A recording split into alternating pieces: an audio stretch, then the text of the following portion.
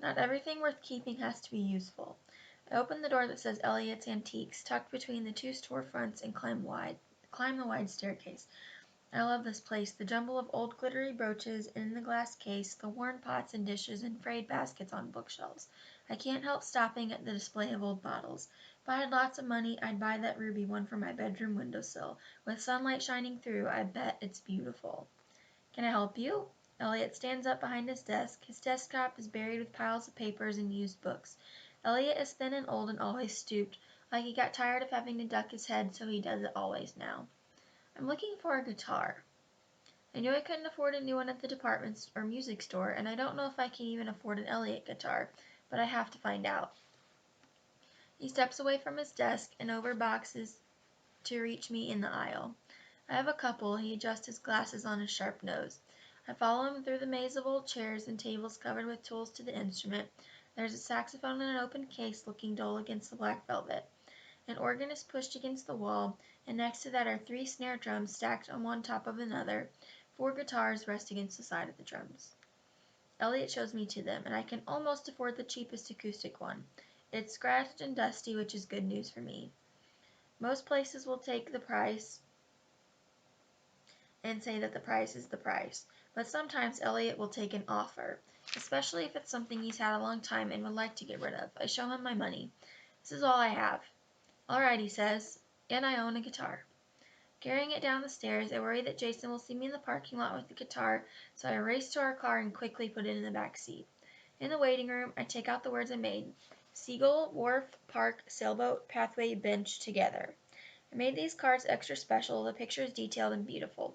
I want to remember the good parts of our walk, not the part with me on the ground hiding from Christy, hoping Jason wouldn't notice. When they arrive, Mrs. Morehouse looks to Jason's finger stabbing his communication book.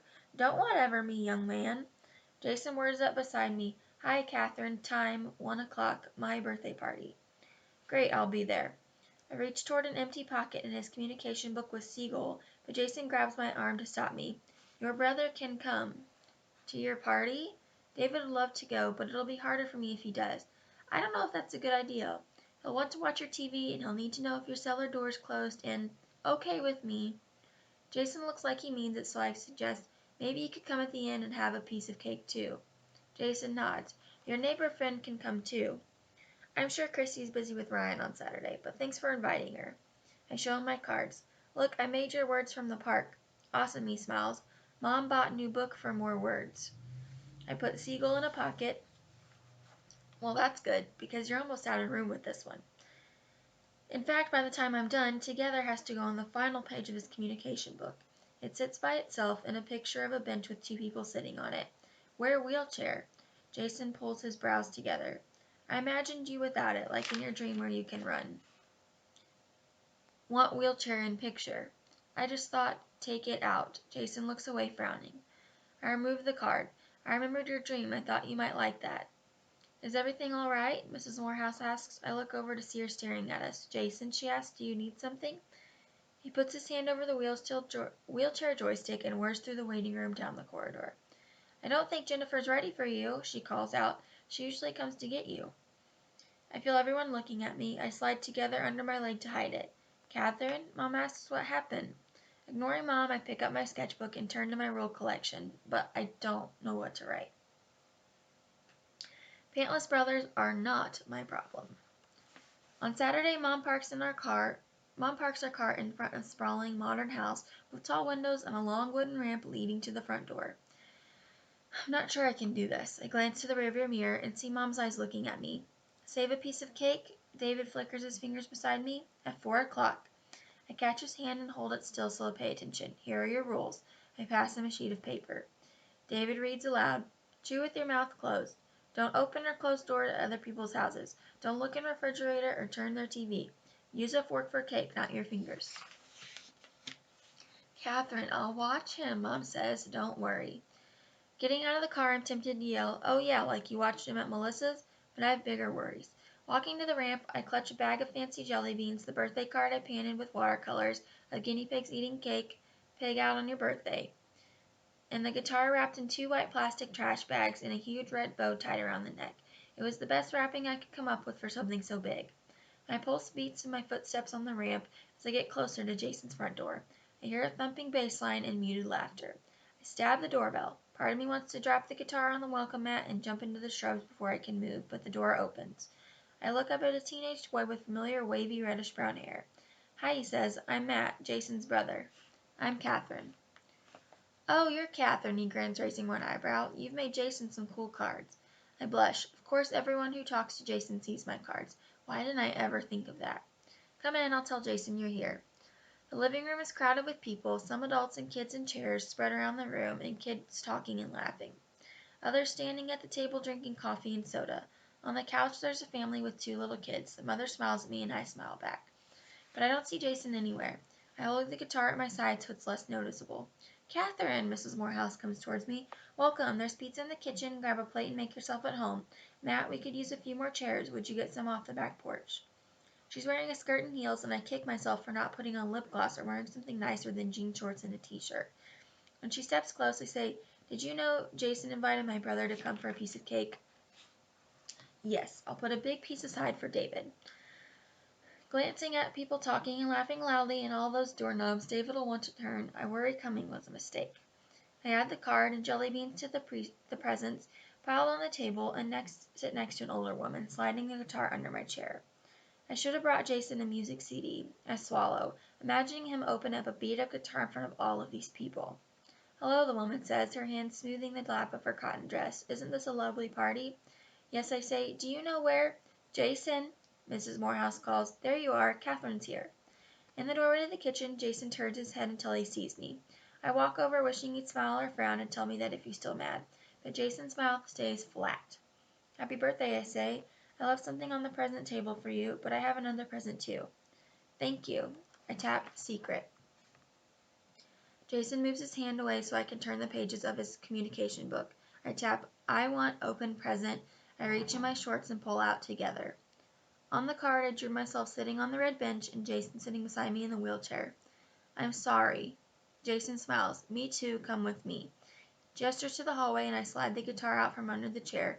Following him, I hold the guitar behind my back, counting 4 doors for David to open before Jason goes through a doorway. A shiver passes between my shoulder blades. Though there's a house full of people down the hall, it feels sneaky and wrong to step into a boy's bedroom. On the wall over Jason's bed, between 2 baseball posters, is my drawing of Christie's house. In the front window, there's an electric piano. "Is that your piano?" I ask. He nods and turns a page in his communication book.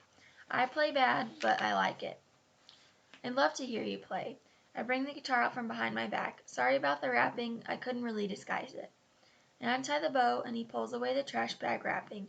Nobody'd mistake the guitar for new, but I cleaned it until it shone. "Mom took me to the music store, and they put new strings on it. And tuned it," I say. "That's part of the present from David, but the guitar's for me." He smiles wide. "Thank you, Catherine. Perfect guitar." "You're welcome." I lay it across the wheelchair, and he traces the fingers across the strings. It sounds rich and mysterious, lingering in the air even after his hand moves away. "Dazzling." He gestures for me to put his guitar on his bed. I take the guitar from him and set it on the pillow. Behind me I hear Jason cross the room to the window. Music startles me. I spin to see Jason's shoulders bowed forward and his hands reaching over his wheelchair tray to the keyboard. I walk over to look close at his fingers, bent nearly double. His fingers touch the keys much like he touches his cards one at a time. It's a simple song, sparing and haunting. "That's beautiful." He taps, "My own music." "Jason," a voice calls. I turn. His mother stands in the doorway smiling. "Grandpa needs to leave soon, so let's do your cake now." Jason backs up and turns for the hallway. I sweep it a last look across the piano, the guitar left on his pillow, the baseball posters, and my drawing of Christie's house. Walking down the hallway, I hear people singing "Happy Birthday," but I hum Jason's song under their singing. I want to remember it.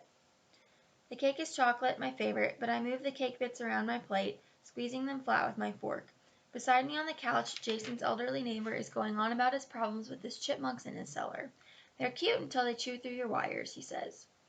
Mrs. Morehouse answers the doorbell. "Thank you for inviting us," I hear Mom's voice. "David's been looking forward all afternoon." "Now I don't think about cute," the man next to me says. "I think that's an electrician's bill." Before I can greet Mom and David, David rushes past me. "Cake?" I keep David in my line of sight as he sits at the kitchen table, especially as Mrs. Morehouse shows Mom something out the window. How lovely, Mom says. Are they hard to grow? My husband is the gardener in our family. I stand up. Nice to meet you, I say to Chipmunk Man as I watch David slide his hand toward the platter of leftover cake. And good luck. Darn little pest, he turns to the woman on his other side. If you've got one, you've got a whole bunch. I hurry to the kitchen and drop my plate of cake in front of David. Use fork, I whisper, pressing mine into his hand. Not your fingers. Around me, a woman rinses cups in the sink. Matt scrapes crumbs from his plate into the trash. A teenage girl with braids brings a baby in, his mouth ringed brown with frosting. Can I have some extra napkins? She asks. Jason comes up beside me. Sorry, neighbor talk all time. No problem. My old neighbor, Mrs. Bowman, used to talk a lot too. Sorry, Catherine, new neighbor friend can't come, my birthday party. I'm sure Christy would have had fun. I throw David a strict look as he picks a bite of cake with his fingers. But the community center dances tonight, and she had to help decorate. Do you want to come? Dance? No, she's going with Ryan. I'm sure she doesn't want me hanging around with him, any more than I want to be with him. David licks frosting off the side of his hand. I pass him a napkin, but he wipes his mouth with it instead. I mean, do you want to come? Dance me. I look up from Jason's book. He's watching his eyes. He's serious. I can't. Why? I stare at the word cards with its big question mark. Are you embarrassed about me? Of course not. I hear Jason pound his cards, but I can't look. I brush crumbs off of David's shirt into my cupped hand. I'm just a horrible dancer. Terrible. In fact, I'm so bad I have a rule against it. No dancing unless I'm alone or it's pitch black dark. Jason makes a loud rumbling sound. Rule, stupid, excuse. My breath catches. Everyone in the kitchen has stopped to look at us except David, who pushes back his chair.